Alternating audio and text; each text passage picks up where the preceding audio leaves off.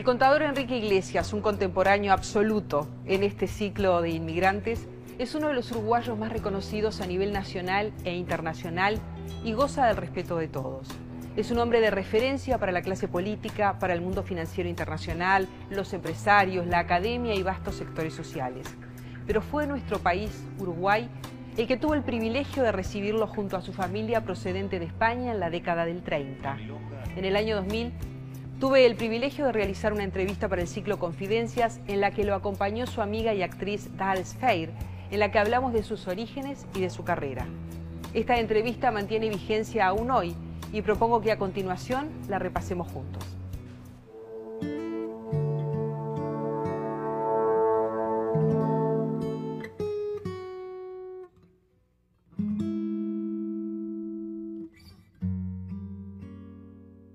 Es esas historias conocidas, ¿verdad? De inmigrantes que viene primero el padre de familia a condicionar un poco, a buscar un trabajo. ¿Cómo fue, contador, eso? No, lo que acontece es lo siguiente. Mi familia, nosotros somos del norte de España, de Asturias, pegado a Galicia, y toda esa región siempre emigraba a Cuba.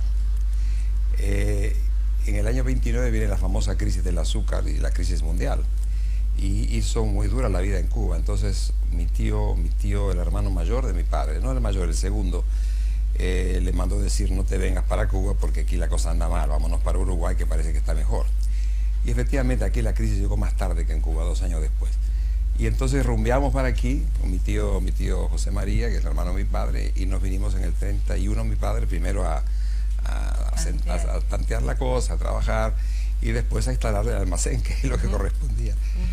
Y lo instala en el año 34, y mi madre y yo llegamos allí, llegamos en un barquito, en agosto del 34. Barquito Monte Sarmiento. Una travesía eterna, ¿no? Yo no me acuerdo, pero debe haber sido larguísima.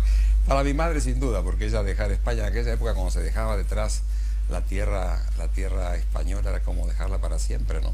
Ahora se va todos los días, vamos, se viene. Pero en esa época atravesar el Atlántico era atravesar el final, ¿no? Era como irse a otro mundo. Y es verdad, era otro mundo, ¿no?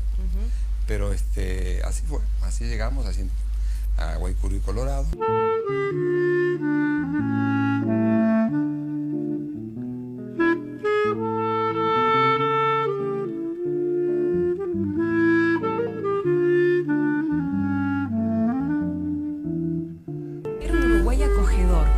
Era muy acogedor, sigue siendo un país acogedor, no es que era, vamos a decir, yo creo que sigue siendo, pero quizá nosotros tengamos una visión un poco más íntima del Uruguay de esa época porque lo vivimos, ¿no?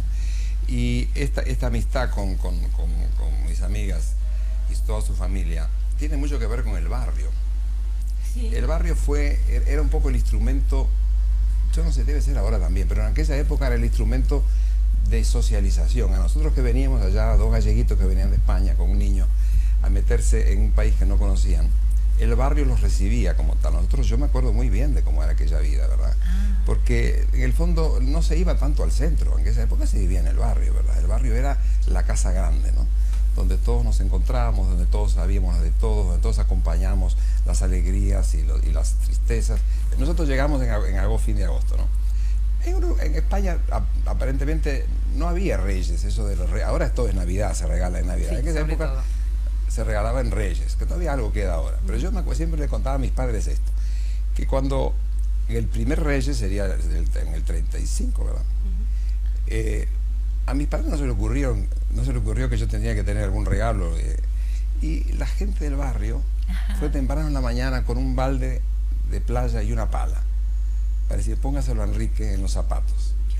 Eso me parece una cosa que realmente habla muy bien de lo que era la ternura de aquella cosa y cómo el barrio nos integraba a todos, ¿no? Ayudaban en el almacén. Atendíamos y estudiaban al mismo tiempo.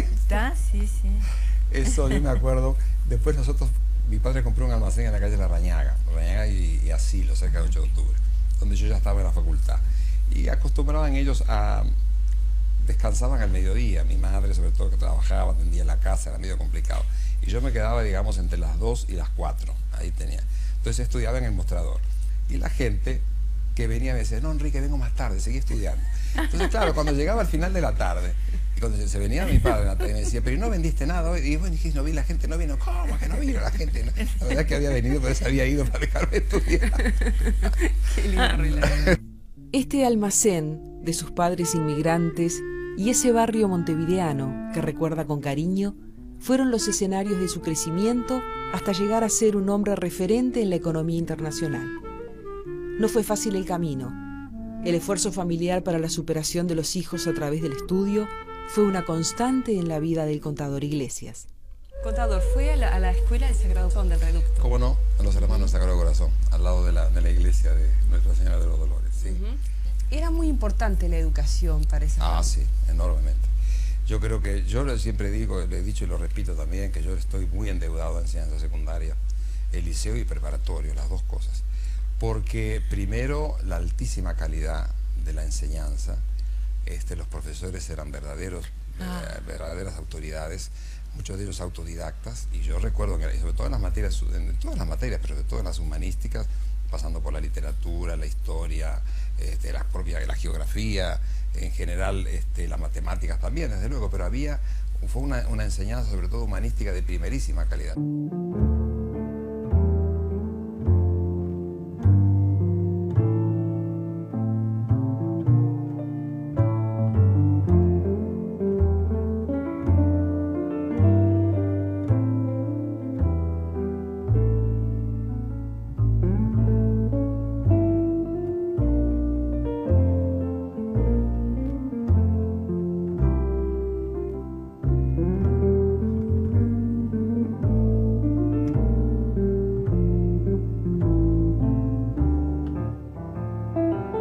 Siempre grandes dudas respecto a mi vocación.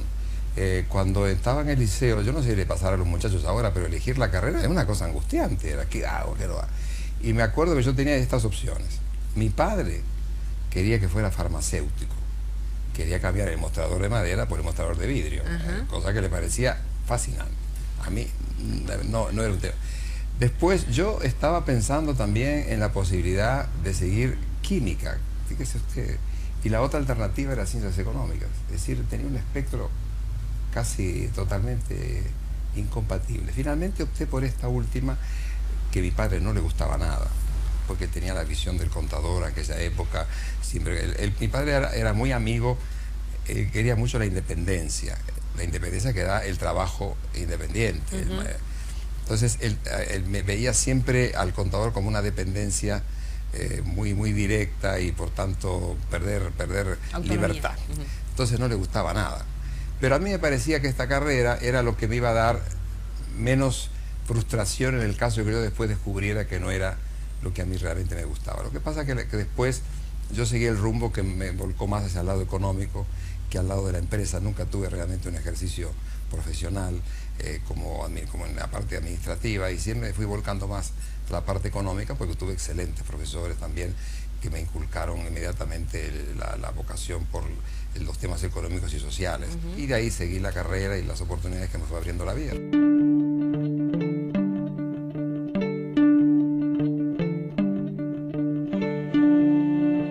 Y es así que Enrique Iglesias transita de manera brillante por las aulas de la Facultad de Ciencias Económicas de la Universidad de la República. Se recibe de contador y es inmediatamente atraído por la vida académica a través de la investigación y la docencia, y participa fuertemente en el movimiento cultural montevideano.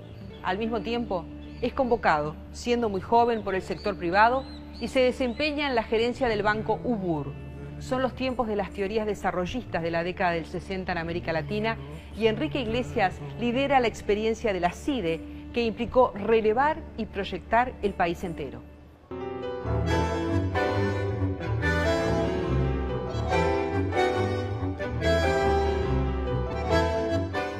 Luego vendrán los destinos internacionales como la CEPAL, pero seguramente uno de sus hitos fue la presidencia durante varios periodos del Banco Interamericano de Desarrollo, y recordemos también que el contador Enrique Iglesias fue el canciller del primer gobierno democrático uruguayo luego de la dictadura a partir del año 85. Hoy es el secretario general iberoamericano y desde ese lugar trabaja por su vocación de tender puentes entre los dos continentes, fundamentalmente apoyando a los países de América Latina que tanto conoce. Y todo lo hace y lo ha hecho desde su conocimiento de la economía.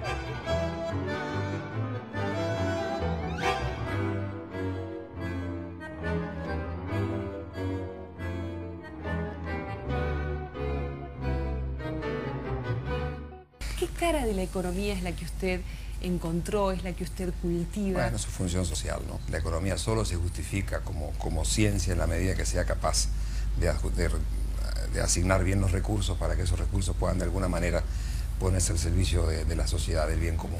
Pero cuando no se logra el bienestar de la gente, ¿la que falla es la economía o los que fallan son los que han pensado los proyectos? Bueno, muchas veces fallan las fórmulas económicas porque no han tenido debidamente en cuenta las variables sociales, las variables políticas, las variables psicológicas. Todo eso juega en materia económica. La economía no es una abstracción técnica solamente, además de esto todo es otro que forma la base humana sobre la cual se asientan las decisiones, las instituciones, la manera de comportarse en la sociedad. Todo eso cuenta cuando uno tiene que ver con los resultados de la economía. Y no es una ciencia exacta, tiene un gran componente de arte, sobre todo de arte político, de administrar las fórmulas y llevarlas a la realidad. Es un poco frustrante a veces, ¿no? Porque hay que tener mucha fe en la racionalidad y mucha fe en la comprensión de la gente para que las cosas realmente funcionen. Pero creo que de todas maneras es una gran tarea y como usted dice, la economía es inevitable, hay que pasar por eso para poder administrar los problemas con los que tenemos que vivir todos los días.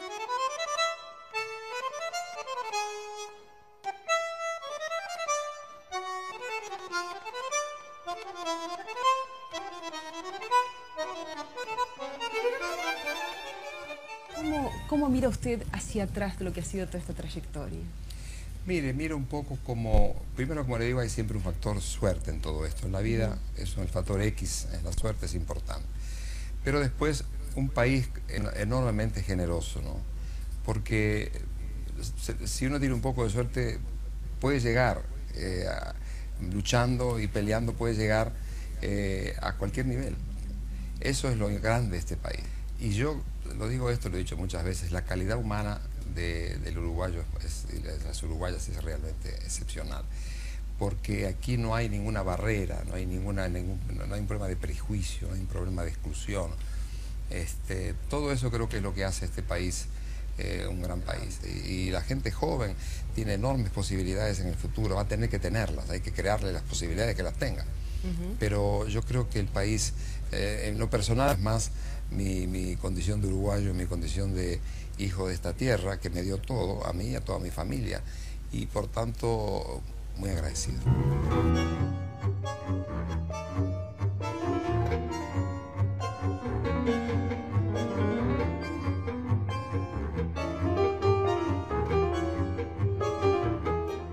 El contador Enrique Iglesias forjó su carrera en el exterior, pero no ha olvidado sus orígenes.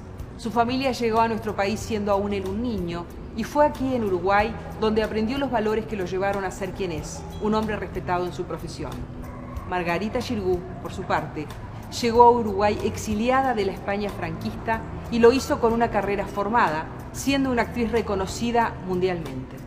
En los 20 años que Margarita Xirgu estuvo en nuestras tierras, fue un pilar fundamental en la Comedia Nacional y en la Escuela Municipal de Arte Dramático. Su aporte al teatro uruguayo será siempre recordado. Hasta aquí llegamos con esta nueva entrega en la que recordamos a los protagonistas que, siendo inmigrantes, también escribieron nuestra historia. Muchas gracias. Hasta la semana que viene.